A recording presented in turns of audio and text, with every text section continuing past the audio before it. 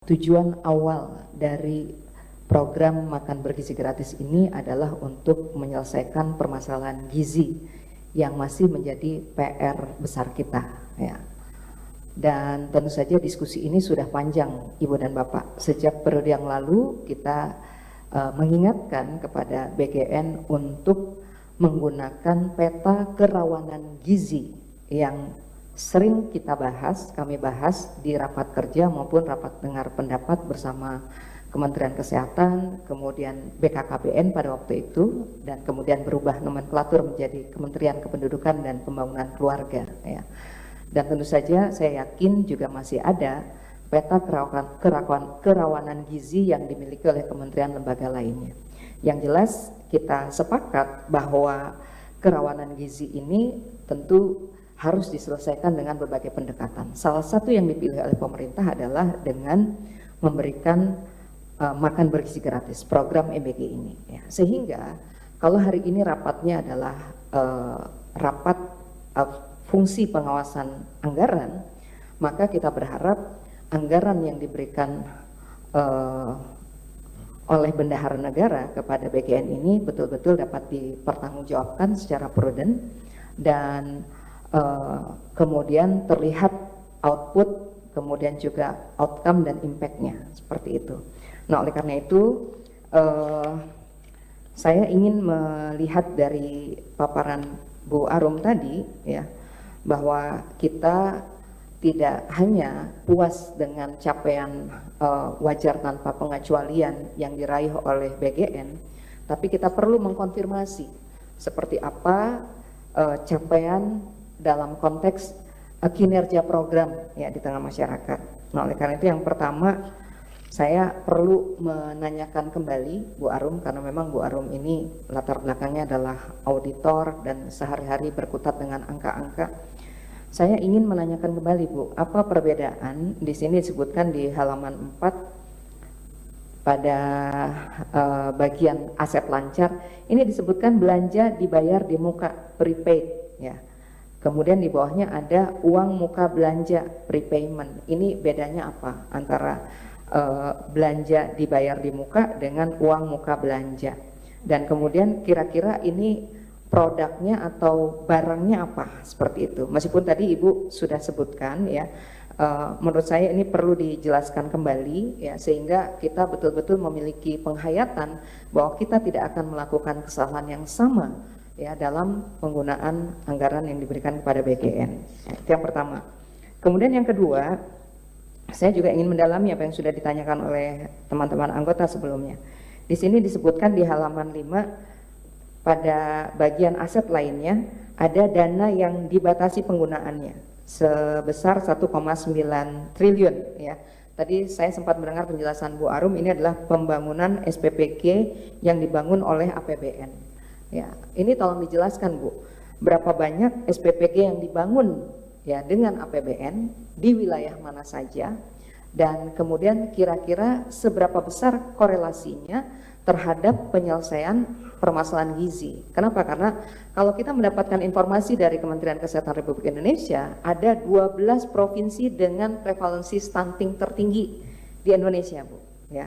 Jadi ini sebetulnya harusnya korelasi positif, ya, terhadap wilayah-wilayah kerawanan gizi tadi, ya. Kemudian yang berikutnya di halaman 6, Bu, ya. Tadi juga ada yang sudah menanyakan, tapi saya juga perlu mendalami.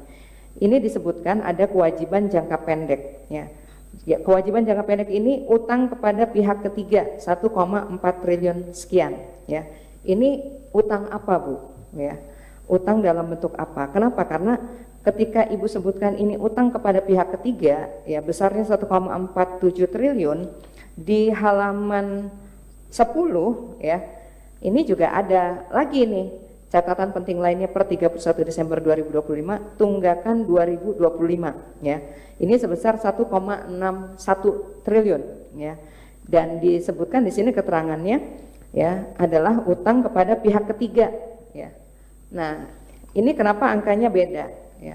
Kemudian judulnya tetap sama, utang kepada pihak ketiga. Nah, ini mohon dijelaskan, karena kalau angkanya berbeda kok rasanya perlu dijelaskan lebih lanjut, ya. 1,4 dengan 1,6 ini pasti berbeda ya. Nah, oleh karena itu tolong dijelaskan Bu, ini hutang apa ya kepada pihak ketiga, dan sebetulnya apa yang kemudian kita beli atau produk apa, alat apa yang kemudian memang kita berhutang kepada pihak ketiga ya, seperti itu. Nah, berikutnya di halaman 11 itu disebutkan ada program dukungan manajemen ya. Di situ disebutkan ada satu rincian output yang menjadi prioritas nasional, yaitu pendidikan dan pelatihan SPPI dengan alokasi anggaran sebesar 2,2 triliun, dan kemudian capaiannya sudah sebesar 93,23%. Ini pelatihan apa saja Bu ya, karena harusnya pelatihan dengan anggaran besar ini betul-betul melahirkan SPPI yang memiliki tanggung jawab dan juga komitmen yang besar terhadap tata kelola program MBG. Dan ternyata pada kenyataannya banyak masyarakat yang melaporkan, banyak pengelola yang melaporkan SPPI yang kabur, SPPI yang kemudian berkinerja buruk dan seterusnya ya. Dan sisanya tinggal sekitar 51 miliar. Nah, ini sisanya apa nih Bu yang belum dikerjakan gitu. Ya, ini menurut saya juga perlu dijelaskan, karena hari ini BGN tentu saja bukan hanya bisa menyajikan angka dan kemudian mengungkapkannya dalam indikator yang tadi disebutkan, tapi kita juga ingin membangun indikator keberhasilan BGN lewat program MBG ini adalah membangun kepercayaan masyarakat. Nah, sehingga dengan jawaban Ibu tadi tentu jawaban Ibu nanti tentu ini akan bisa membangun kembali kepercayaan masyarakat. Berikutnya di halaman 12 ya, di situ disebutkan ini masih terkait motor listrik ya. Jadi kalau motor listrik sebesar ini, apakah ini sudah selesai Bu? Ya, 243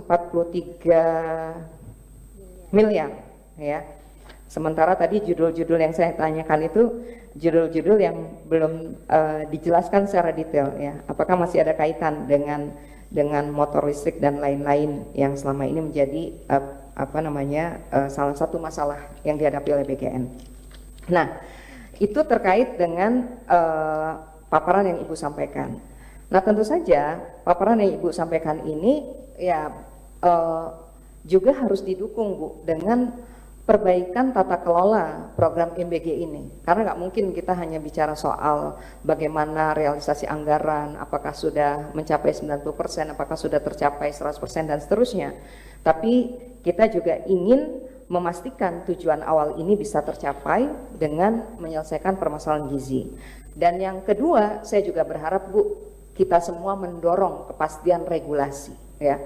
Kenapa? Karena kepastian regulasi ini pastinya akan berdampak secara hukum, kemudian juga bisa membangun mekanisme kerjasama yang sehat antara pemerintah melalui BGN dengan pengelola SPPG ya. Karena kalau kita bicara tentang kesuksesan program MBG, ini kita nggak hanya bicara soal kinerja BGN, tapi juga kinerja pengelola dapur, kinerja masyarakat yang hari ini sudah dengan berbagai cara ya berpartisipasi pada program MBG ini. Sehingga kalau tadi teman-teman mengatakan beberapa hari yang lalu kita menerima berbagai kelompok masyarakat, memang kita akui ada pro dan kontra Bu pada program MBG ini. Tentu kita ingin ada di tengah-tengah. Bahwa kemudian ada yang harus kita benahi, mari kita benahi bersama. Kalau kemudian ada yang harus diperbaiki, mari kita perbaiki bersama agar betul-betul program ini tepat sasaran dan bisa sekali lagi bisa menghadirkan sebuah investasi jangka panjang ya. Nah, oleh karena itu dari kelompok masyarakat yang sudah menyampaikan kepada Komisi 9, menurut saya pemerintah harus melahirkan solusi yang berkeadilan, solusi yang tidak merugikan masyarakat, solusi yang betul-betul bisa memberikan jalan keluar bagi BGN, kemudian juga pengelola SPPG maupun masyarakat sebagai penerima manfaat. Ya, seperti itu. Nah, tentu saja aspek akuntabilitas, transparansi, objektivitas ini menjadi kata kuncinya. Kita berharap ya bahwa upaya mengedepankan transparansi, objektivitas dan juga profesionalitas ini bisa menjamin keberlanjutan program. Kita ketika berkunjung ke berbagai daerah, Bu, ya kita menemukan bahwa ternyata pola komunikasi dan koordinasi BGN dengan SPBG ini terlalu jauh, sehingga kita ingin bahwa pembentukan KPPG provinsi, mengoptimalkan KPPG di berbagai daerah, ya ini betul-betul bisa memutus ya birokrasi yang terlalu panjang dan kemudian bisa membangun sebuah kapasitas atau kemampuan untuk menyelesaikan masalah. Ya, selama ini selalu ketika ada masalah itu tergantung pusat, itu tergantung pusat, itu tergantung pusat. Dan menurut saya kalau kita bicara soal pola hubungan yang seperti ini tentu akan memakan waktu yang panjang dan akhirnya akan menyimpan ya masalah yang akan menjadi bom waktu. Dan saya juga ingin menyampaikan harapan saya, Bu, tentu saja yang juga kita perlukan adalah konsistensi regulasi.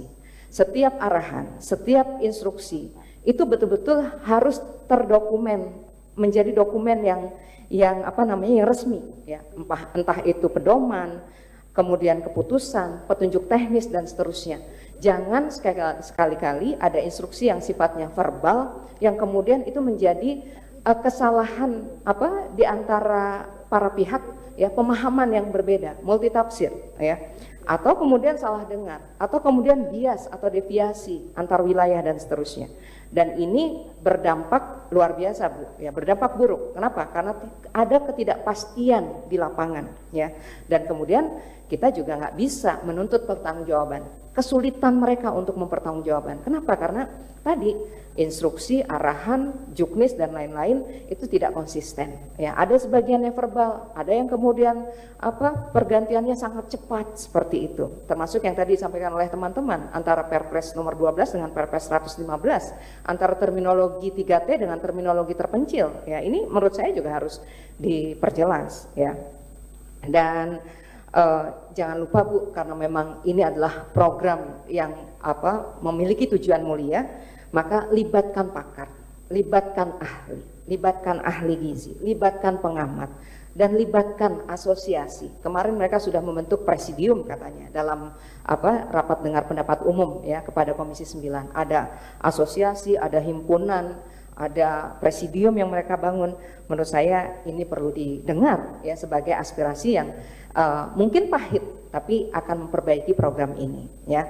Akhirnya saya berharap mudah-mudahan rapat kita pada hari ini betul-betul menjadi langkah-langkah evaluatif ya yang akan terus memastikan bahwa program ini menuju titik perbaikannya yang diharapkan oleh semua pihak ya, seperti itu. Terima kasih pimpinan, sekali lagi saya berharap ya dari laporan keuangan pada sore hari ini akan terus menjadi modal bagi kita untuk meningkatkan kinerja BGN dalam mengawal program MBG ini. Download Tribun X sekarang, menghadirkan lokal menjadi Indonesia.